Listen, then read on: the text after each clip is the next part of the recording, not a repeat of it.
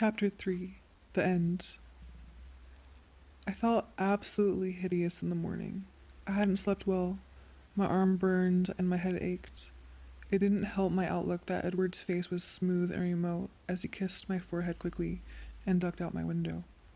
I was afraid of the time I had spent unconscious, afraid that he might have been thinking about right and wrong again while he watched me sleep. The anxiety seemed to ratchet up the intensity of the pounding in my head. Edward was waiting for me at school, as usual, but his face was still wrong. There was something buried in his eyes that I couldn't be sure of, and it scared me. I didn't want to bring up last night, but I wasn't sure if avoiding the subject would be worse. He opened my door for me. "How do you feel?" "Perfect," I lied, cringing at the sound of the slamming door echoed in my head. We walked in silence, he shortening his stride to match mine. There were so many questions I wanted to ask, but most of those questions would have to wait, because they were for Alice. How was Jasper this morning? What had they said when I was gone? What had Rosalie said? And most importantly, what could she see happening now in her strange, imperfect visions of the future? Could she guess what Edward was thinking? Why he was so gloomy? Was there a foundation for the tenuous, instinctive fears that I couldn't seem to shake?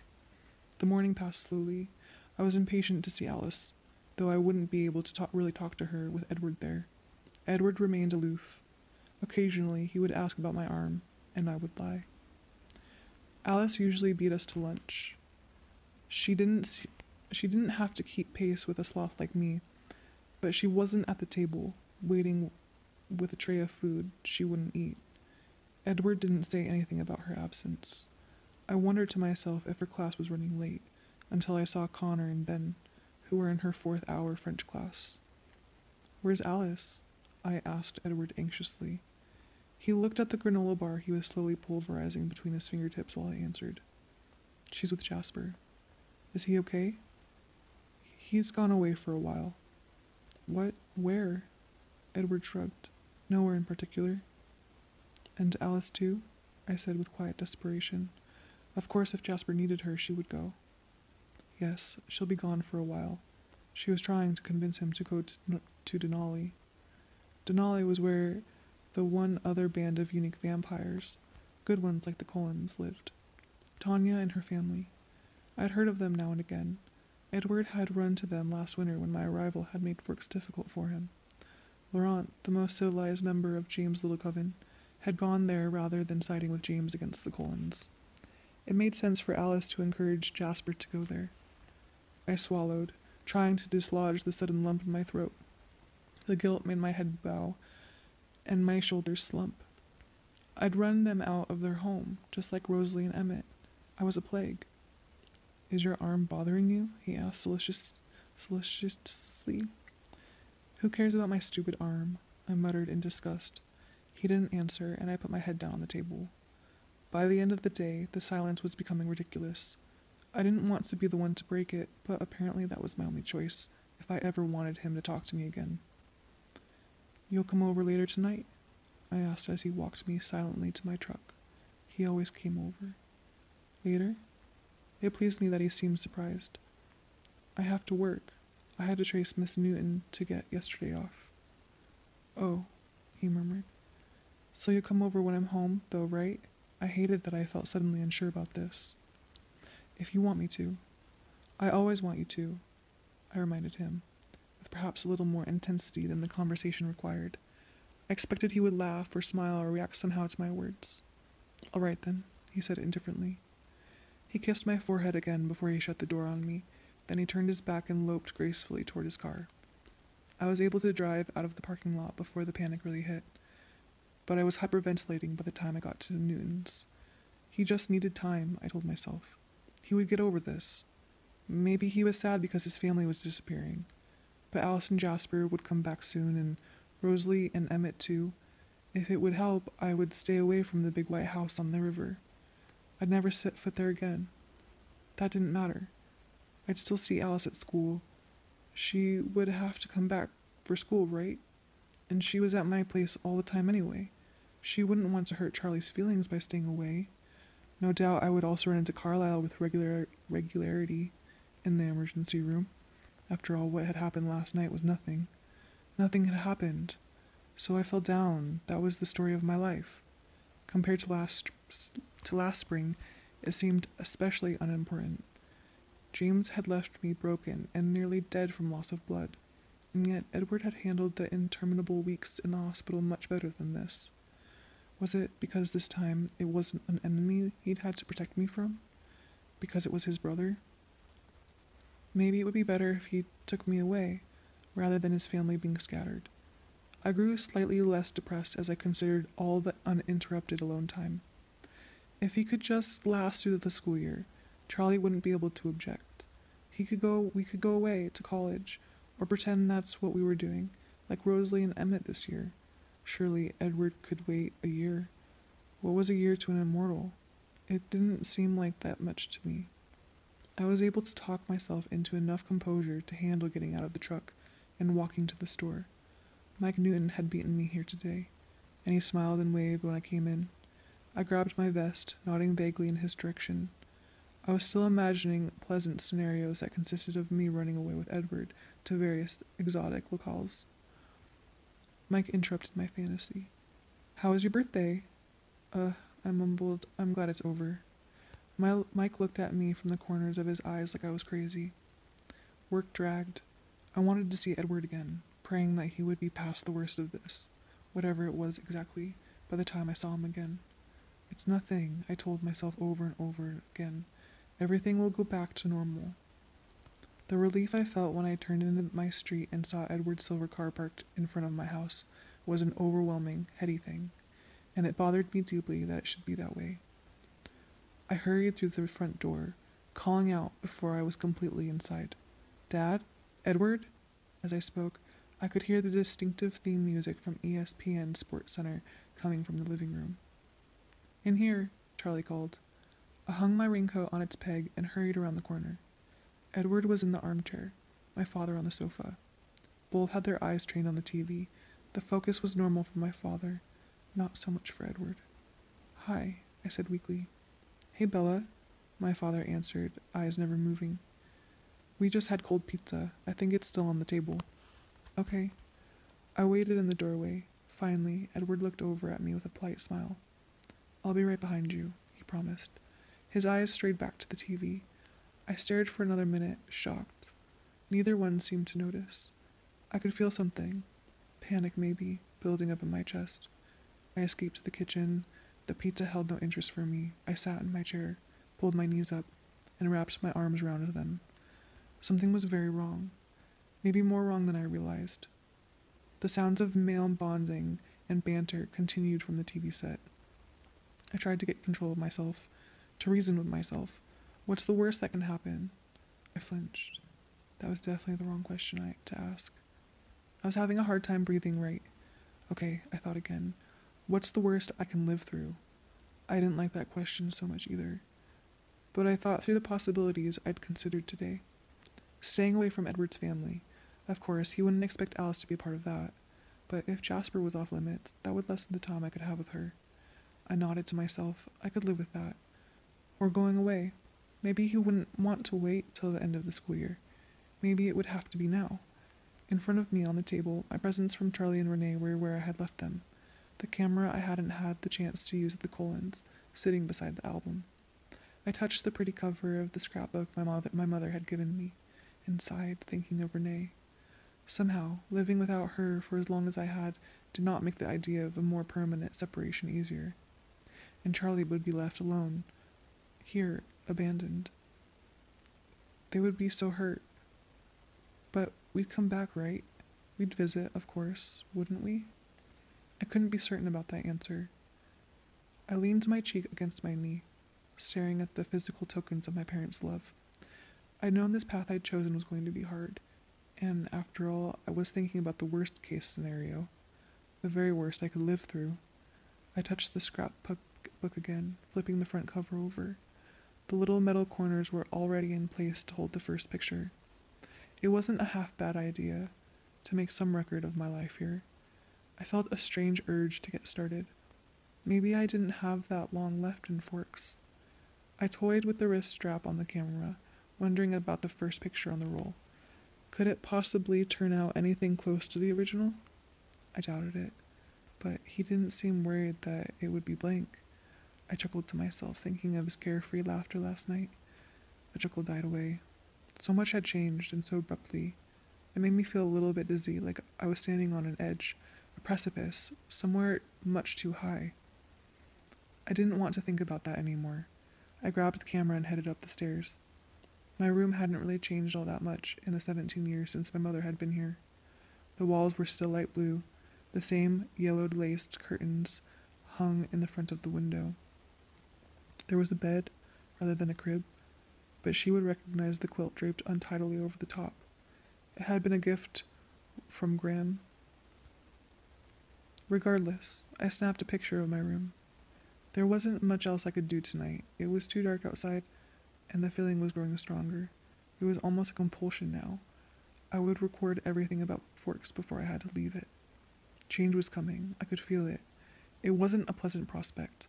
When life was perfect the way it was. Not when life was perfect the way it was. I took my time coming back down the stairs, camera in hand, trying to ignore the butterflies in my stomach as I thought of the strange distance I didn't want to see in Edward's eyes. He would get over this. Probably he was worried that I would be upset when he asked me to leave. I would let him work through it without meddling, and I would be prepared when he asked. I had the camera ready as I leaned around the corner, being sneaky. I was sure there was no chance that I had caught Edward by surprise, but he didn't look up. I felt a brief shiver as if something icy twisted my stomach. I ignored that and took the picture. They both looked at me then. Charlie frowned. Edward's face was empty, expressionless. "What are you doing, Bella?" Charlie complained. "Oh, come on," I pretended to smile as I went to sit on the floor in front of the sofa where Charlie lounged. "You know Mom will be calling soon to ask if I'm using my presents. I have to get to work before she can get her feelings hurt." "Why are you taking pictures of me, though?" he grumbled. "Because you are so handsome," I replied, keeping it light. "And because, since you bought the camera, you're obligated to be one of my subjects." He mumbled something unintelligible. "Hey, Edward," I said with admirable indifference. "Take one of me and my dad together." I threw the camera toward him, carefully avoiding his eyes, and knelt beside the arm of the sofa where Charlie's face was. Charlie sighed. "You need to smile, Bella," Edward murmured. I did my best, and the camera flashed. "Let me take one of you kids," Charlie suggested. I knew he was trying to shift the camera's focus from himself. Edward stood and lightly tossed him the camera. I went to stand beside Edward, and the arrangement felt formal and strange to me. He put one hand lightly on my shoulder, and I wrapped my arm more securely around his waist. I wanted to look at his face, but I was afraid to. "Smile, Bella," Charlie reminded me again. I took a deep breath and smiled. The flash blinded me. "Enough pictures for tonight," Charlie said then, shoving the camera into a crevice of the sofa cushions and rolling over it. "You don't have to use the whole roll now." Edward dropped his hand from my shoulder and twisted casually out of my arm. He sat back down in the armchair. I hesitated, and then went to sit against the sofa again. I was suddenly so frightened that my hands were shaking. I pressed them into my stomach to hide them. I put my chin on my knees and stared at the TV screen in front of me, seeing nothing. When the show ended, I hadn't moved an inch.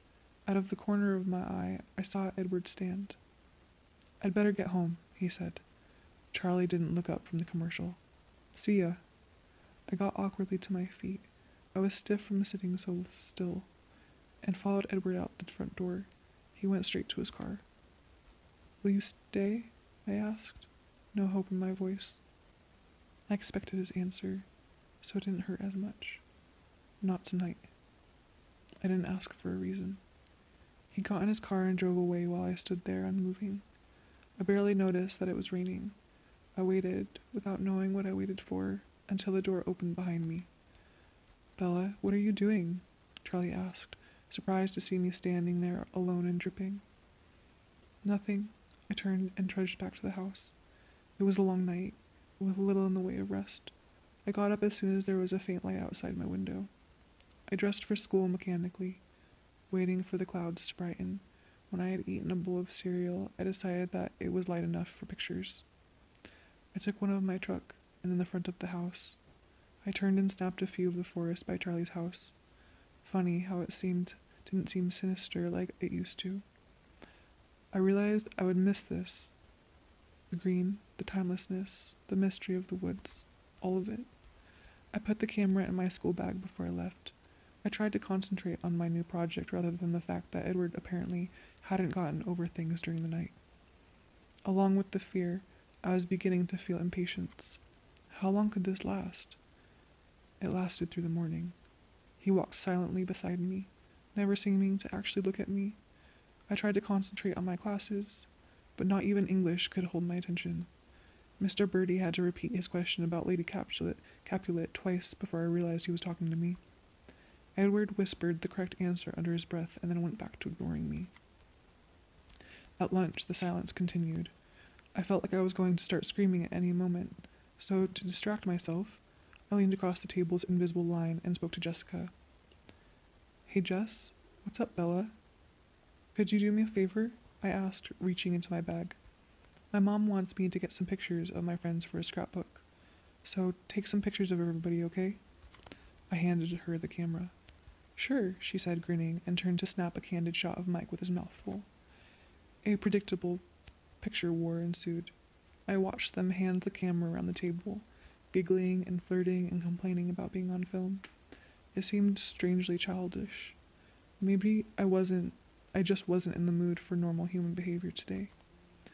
"Uh-oh," Jessica said apologetically, as she returned the camera. "I think we used all your film." "That's okay. I think I already got pictures of everything else I needed." After school, Edward walked me back to the parking lot in silence. I had to work again, and for once I was glad. Time with me obviously wasn't helping things. Maybe time alone would be better. I dropped my film off at the thriftway on my way to the Newtons, and then picked up the developed pictures after work. At home, I said a brief hi to Charlie, grabbed a granola bar from the kitchen, and hurried up to my room with the envelope of pictures tucked under my arm. I sat in the middle of my bed and opened the envelope with wary curiosity. Ridiculously, I still half expected the first print to be a blank. When I pulled it out, I gasped aloud. Edward looked just as beautiful as he did in real life, staring at me out of the picture with the warm eyes I'd missed for the past few days. It was almost uncanny that anyone could look so beyond description. No 1,000 words could equal this picture. I flipped through the rest of the stack quickly once and then laid 3 of them out on the bed side by side. The first was the picture of Edward in the kitchen, his warm eyes touched with tolerant amusement. The second was Edward and Charlie watching ESPN. The difference in Edward's expression was severe. His eyes were careful here, reserved, still breathtakingly beautiful, but his face was colder, more like a sculpture, less alive. The last was the picture of Edward and me standing awkwardly side by side. Edward's face was the same as the last, cold and statue-like, but that wasn't the most troubling part of this photograph. The contrast between the two of us was painful. He looked like a god. I looked very average, and even for a human, almost shamefully plain. I flipped the picture over with a feeling of disgust. Instead of doing my homework, I stayed up to put my pictures into the album. With a ballpoint pen, I scrawled captions under all the pictures, the names and the dates. I got to the picture of Edward and me, and without looking at it too long, I folded it in half and stuck it under the metal tab. Edward side up. When I was done, I stuffed the second set of prints in a fresh envelope and penned a long thank you letter to Renee. Edward still hadn't come over. I didn't want to admit that he was the reason I'd stayed up so late, but of course he was. I tried to remember the last time he'd stayed awake like this without an excuse, a phone call. He never had. Again, I didn't sleep well. School followed the silent, frustrating, terrifying pattern of the last 2 days. I felt relief when I saw Edward waiting for me in the parking lot, but it faded quickly. He was no different, unless maybe more remote. It was hard to remember the reason for all this mess. My birthday already felt like the distant past. If only Alice would come back, soon, before this got any more out of hand. But I couldn't count on that. I decided that if I couldn't talk to him today, really talk. Then I was going to see Carlisle tomorrow. I had to do something. After school, Edward and I were going to talk it out, I promised myself. I wasn't expecting any excuses. He walked me to my truck, and I steeled myself to make my demands. "Do you mind if I come over today?" he asked before we got to the truck, beating me to the punch. "Of course not." "Now?" he asked again, opening my door for me. "Sure," I kept my voice even, though I didn't like the urgency in his tone. "I was just going to drop a letter for Renee in the mailbox on the way. I'll meet you there." He looked at the fat envelope on the passenger seat. Suddenly, he reached over and snagged it. "I'll do it," he said quietly, "and I'll still beat you there." He smiled, my favorite crooked smile, but it was wrong. It didn't reach his eyes. "Okay," I agreed, unable to smile back. He shut the door and headed toward his car. He did beat me home. He was parked in Charlie's spot when I pulled up in front of the house. That was a bad sign. He didn't plan to stay then. I shook my head and took a deep breath, trying to locate some courage. He got out of his car when I stepped out of the truck and came to meet me. He reached to take my book bag from me. This was normal, but he shoved it back onto the seat. That was not normal. "Come for a walk with me," he suggested in an unemotional voice, taking my hand. I didn't answer. I couldn't think of a way to protest, but I instantly knew that I wanted to. I didn't like this. "This is bad. This is very bad," the voice in my head repeated again and again. But he didn't wait for an answer. He pulled me along toward the east side of the yard, where the forest encroached. I followed unwillingly, trying to think through the panic. It was what I wanted, I reminded myself. The chance to talk it all through. So why was the panic choking me? We'd gone only a few steps into the trees when he stopped. We were barely on the trail. I could still see the house. "Some walk." Edward leaned against a tree and stared at me, his expression unreadable. "Okay, let's talk," I said. I sounded braver than I felt. He took a deep breath. "Bella, we are leaving." I took a deep breath too. This was an acceptable option. I thought I was prepared, but I still had to ask. "Why now? Another year?" "Bella, it's time. How much longer could we stay in Forks, after all? Carlisle can barely pass for 30, and he's claiming 33 now. We'd have to start over soon regardless." His answer confused me. I thought the point of leaving was to let his family live in peace. Why did we have to leave if they were going? I stared at him, trying to understand what he meant. He stared back coldly. With a roll of nausea, I realized I'd misunderstood. "When you say we," I whispered, "I mean my family and myself." Each word separate and distinct. I shook my head back and forth mechanically, trying to clear it. He waited without any sign of impatience. It took a few minutes before I could speak. "Okay," I said, "I'll come with you." "You can't, Bella.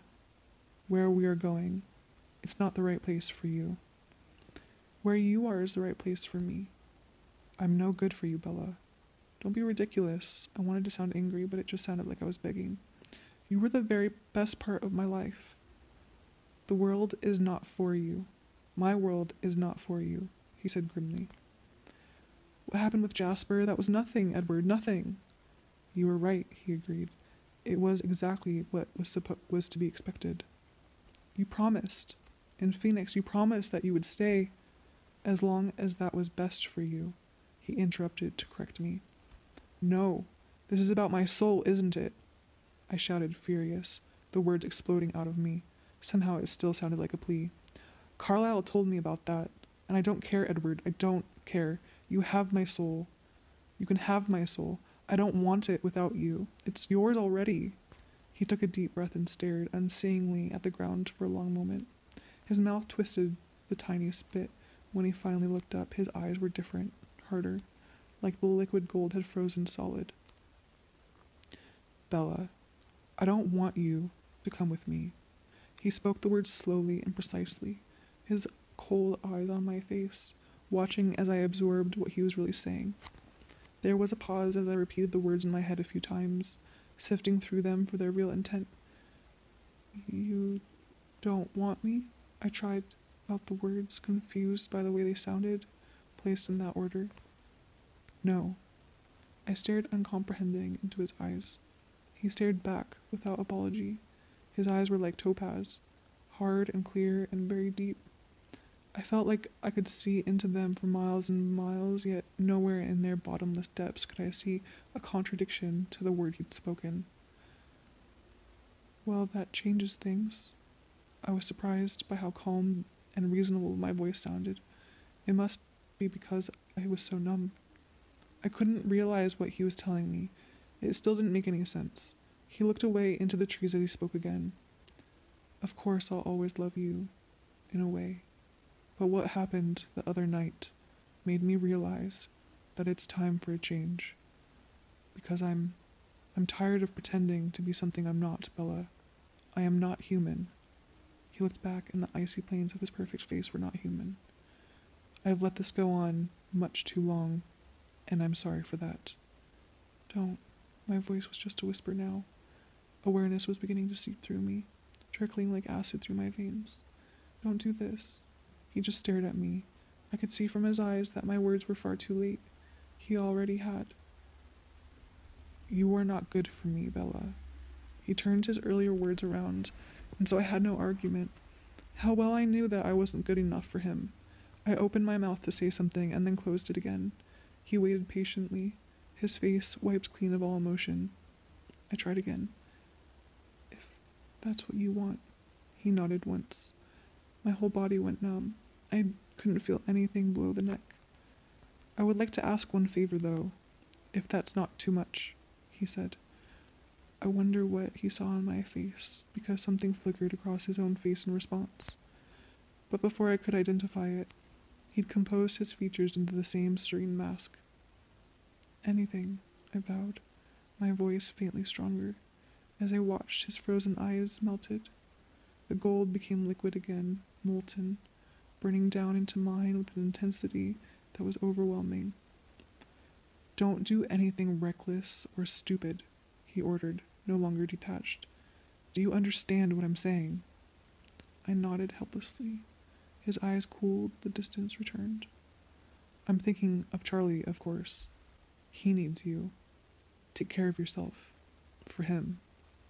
I nodded again. I will, I whispered. He seemed to relax just a little. And I'll make you a promise in return, he said. I promise that this will be the last time you'll see me. I won't come back. I won't put you through anything like this again. You can go on with your life without any more interference from me. It will be as if I'd never existed. My knees must have started to shake because the trees were suddenly wobbling. I could hear the blood pounding faster through than normal behind my ears. His voice sounded farther away. He smiled gently. Don't worry, you are human. Your memory is no more than a sieve. Time heals all wounds for your kind. And your memories? I asked. It sounded like there was something stuck in my throat, like I was choking. Well, he hesitated for a short second. I won't forget, but my kind, we are very easily distracted. He smiled. The smile was tranquil, and it did not touch his eyes. He took a step away from me. That's everything, I suppose. We won't bother you again. The plural caught my attention. That surprised me. I would have thought I was beyond noticing anything. Alice isn't coming back, I realized. I don't know how he heard me. The words made no sound, but he seemed to understand. He shook his head slowly, always watching my face. No, they are all gone. I stayed behind to tell you goodbye. Alice is gone? My voice was blank with disbelief. She wanted to say goodbye, but I convinced her that a clean break would be better for you. I was dizzy. It was hard to concentrate. His words swirled around in my head, and I heard the doctor at the hospital in Phoenix last spring as he showed me the x-rays. You can see it's a clean break. His finger traced along the picture of my severed bone. That's good. It will heal more easily, more quickly. I tried to breathe normally. I tried to concentrate, to find a way out of this nightmare. Goodbye, Bella, he said in the same quiet, peaceful voice. Wait, I choked out the word, reaching for him. willing my deadened legs to carry me forward. I thought he was reaching for me too, but his cold hands locked around my wrists and pinned them to my sides. He leaned down and pressed his lips very lightly to my forehead for the briefest instant. My eyes closed. "Take care of yourself," he breathed, cool against my skin. There was a light, unnatural breeze. My eyes flashed open. The leaves on a small vine maple shuddered with the gentle wind of his passage. He was gone. With shaky legs, ignoring the fact that my action was useless, I followed him into the forest. The evidence of his path had disappeared instantly. There were no footprints. The leaves were still again, but I walked forward without thinking. I could not do anything else. I had to keep moving. If I stopped looking for him, it was over. Love, life, meaning, over. I walked and walked. Time made no sense as I pushed slowly through the thick undergrowth.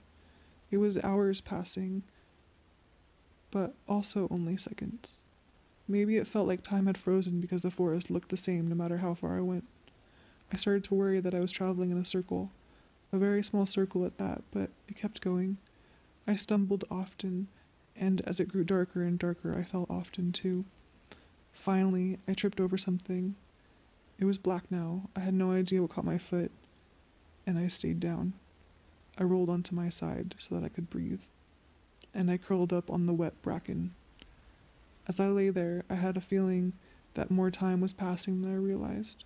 I couldn't remember how long it had been since nightfall. Was it always so dark here at night? Surely, as a rule, some little bit of moonlight would filter down through the clouds, through the chinks in the canopy of trees, and find the ground. Not tonight. Tonight, the sky was utterly black. Perhaps there was no moon tonight. A lunar eclipse. A new moon. A new moon. I shivered, though I wasn't cold. It was black for a long time before I heard them calling. Someone shouting my name. It was muted, muffled by the wet growth that surrounded me. But it was definitely my name. I didn't recognize the voice. I thought about answering, but I was dazed, and it took a long time to come to the conclusion that I should answer. By then, the calling had stopped. Sometime later, the rain woke me up. I don't think I'd really fallen asleep. I was just lost in an unthinking stupor, holding with all my strength to the numbness that kept me from realizing what I didn't want to know. The rain bothered me a little. It was cold. I unwrapped my arms from around my legs to cover my face. It was then that I heard the calling again. It was farther away this time, and sometimes it sounded like several voices were calling at once. I tried to breathe deeply. I remembered that I should answer, but I didn't think they would be able to hear me. Would I be able to shout loud enough? Suddenly, there was another sound, startlingly close. A kind of snuffing, an animal sound. It sounded big. I wondered if I should feel afraid. I didn't, just numb. It didn't matter. The snuffing went away. The rain continued, and I could feel the water pooling up against my cheek. I was trying to gather the strength to turn my head when I saw the light. At first it was just a dim glow reflecting off the bushes in the distance. It grew brighter and brighter, illuminating a large space unlike the focus beam of a flashlight. The light broke through the closest brush, and I could see that it was a propane lantern. But that was all I could see. The brightness blinded me for a moment. "Bella?" The voice was deep and unfamiliar, but full of recognition. He wasn't calling my name to search. He was acknowledging that I was found. I stared up, impossibly high it seemed, at the dark face that I could now see above me. I was vaguely aware that the stranger probably only looked so tall because my head was still on the ground. "Have you been hurt?" I knew the words meant something, but I could only stare bewildered. How could the meaning matter at this point? "Bella, my name is Sam Yulee." There was nothing familiar about his voice. "Charlie sent me to look for you." Charlie. That struck a chord, and I tried to pay more attention to what he was saying. Charlie mattered, if nothing else did. The tall man held out a hand. I gazed at it, not sure what I was supposed to do. His black eyes appraised me for a second, and then he shrugged. In a quick and supple motion, he pulled me up from the ground and into his arms. I hung there limp as he loped swiftly through the wet forest. Some part of me knew that this should upset me, being carried away by a stranger, but there was nothing left in me to upset. It didn't seem like too much time passed before there were lights and deep babble of many male voices. Sam Yulee slowed as he approached the commotion. "I've got her," he called in a booming voice. The babble ceased and then picked up again with more intensity. A confusing swirl of faces moved over me. Sam's voice was the only one that made sense in the chaos, perhaps because my ear was against his chest. "No, I don't think she's hurt," he told someone. "She just keeps saying he's gone." Was I saying that out loud? I bit down on my lip. "Bella, honey, are you all right?" That was one voice I would know anywhere, even distorted as it was now with worry. "Charlie?" My voice sounded strange and small. "I'm right here, baby." There was a shifting under me, followed by the leathery smell of my dad's sheriff jacket. Charlie staggered under my weight. "Maybe I should hold on to her," Sam Yulee suggested. He walked slowly, struggling. "I've got her," Charlie said, a little breathless. I wished I could tell him to put me down and let me walk, but I couldn't find my voice. There were lights everywhere, held by the crowd walking with him. I felt like a parade. It felt like a parade, or a funeral procession. I closed my eyes. "We're almost home now, honey," Charlie mumbled now and then. I opened my eyes again when I heard the door unlock. We were on the porch of our house, and the tall, dark man named Sam was holding the door for Charlie, one arm extended towards us, as if he was preparing to catch me when Charlie's arms failed. But Charlie managed to get me through the door and to the couch in the living room. "Dad, I'm all wet," I objected feebly. "That doesn't matter." His voice was gruff, and then he was talking to someone else. "Blankets are in the cupboard at the top of the stairs." "Bella?" a new voice asked. I looked at the gray-haired man leaning over me, and recognition came after a few slow seconds. "Dr. Grandy?" I mumbled. "That's right, dear," he said. "Are you hurt, Bella?" It took me a minute to think that through. I was confused by the memory of Sam Yulee's similar question in the woods. Only Sam had asked something else. "Have you been hurt?" he'd said. The difference seemed significant somehow. Dr. Grandy was waiting. One grizzled eyebrow rose, and the wrinkles on his forehead deepened. "I'm not hurt," I lied. The words were true enough for what he'd asked. His warm hands touched my forehead, and his fingers pressed against the inside of my wrist. I watched his lips as he counted to himself, his eyes on his watch. "What happened to you?" he asked casually. I froze under his hand, tasting panic in the back of my throat. "Did you get lost in the woods?" he prodded. I was aware of several other people listening, 3 tall men with dark faces, from the push. The Quillette Indian Reservation down the coastline, I guessed. Sam Yulee among them. Were standing very close together and staring at me. Mr. Newton was there with Mike, and Mr. Weber, Angela's father. They were watching me more surreptitiously than the strangers. Other deep voices rumbled from the kitchen and outside the front door. Half the town must have been looking for me. Charlie was the closest. He leaned in to hear my answer. "Yeah," I whispered. "I got lost." The doctor nodded, thoughtful, his fingers probing gently against the glands under my jaw. Charlie's face hardened. "Do you feel tired?" Dr. Grandy said. I nodded and closed my eyes obediently. "I don't think there's anything wrong with her," I heard the doctor mutter to Charlie after a moment. "Just exhaustion. Let her sleep it off, and I'll come to check on her tomorrow." He paused. He must have looked at his watch because he added, "Well, later today, actually." There was a creaking sound as they both pushed off from the couch to get to their feet.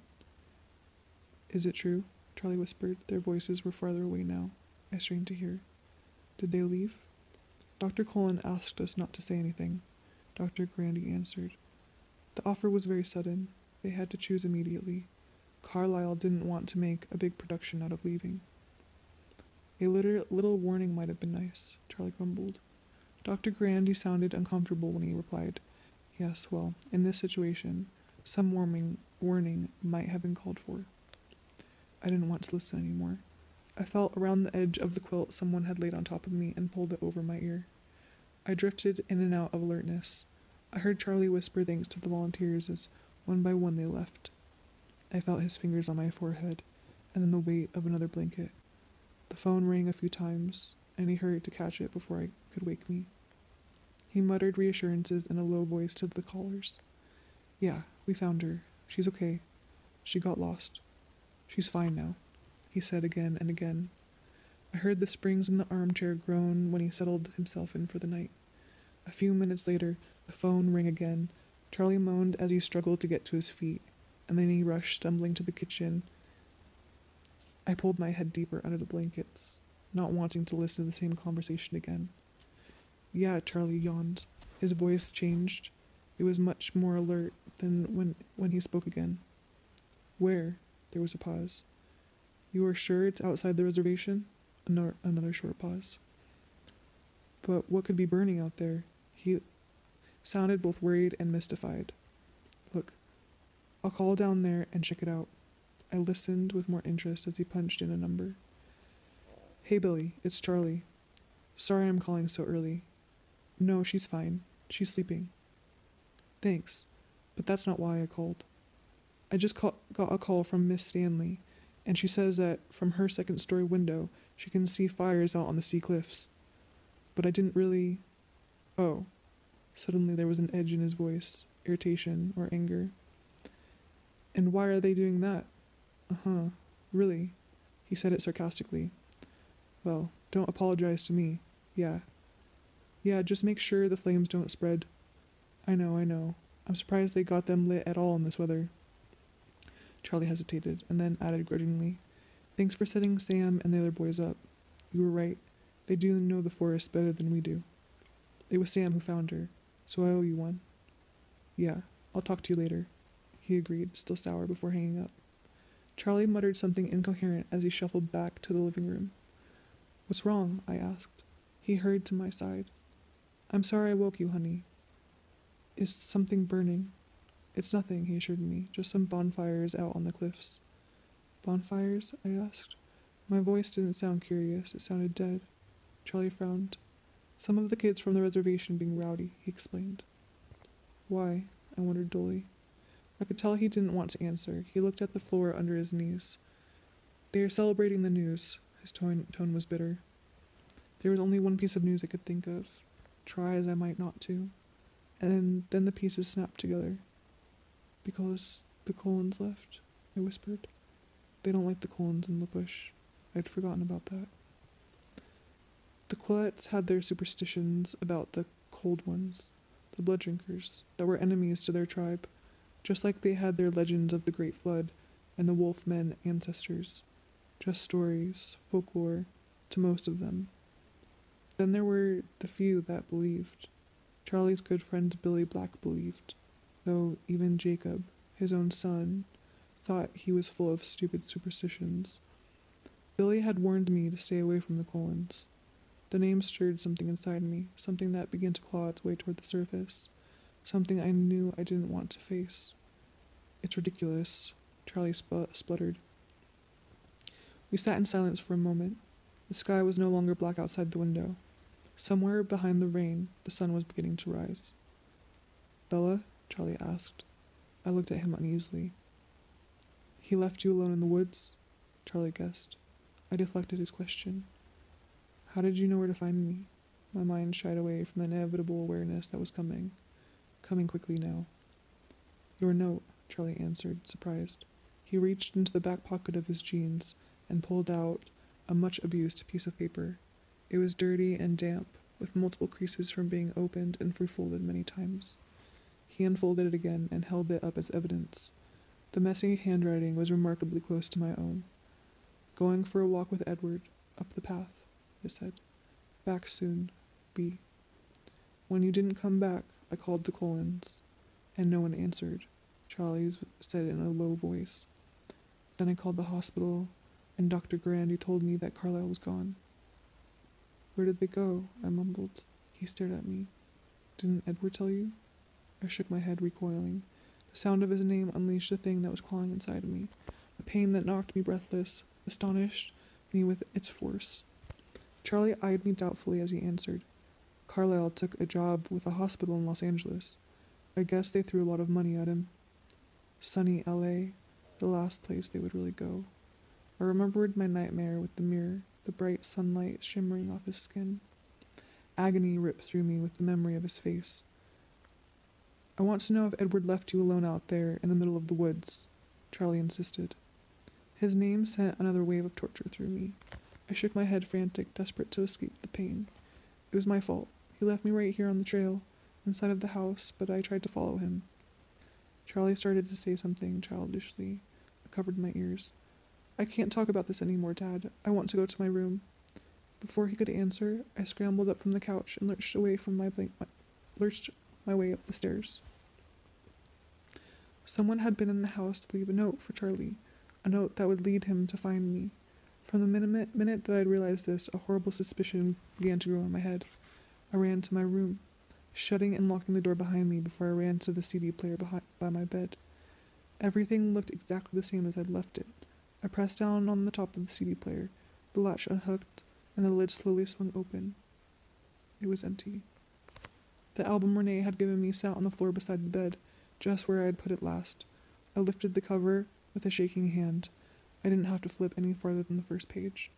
The metal corners no longer held the picture in place. The page was blank except for my own handwriting scrawled across the bottom. Edward, Charlie's Kitchen, September 13th.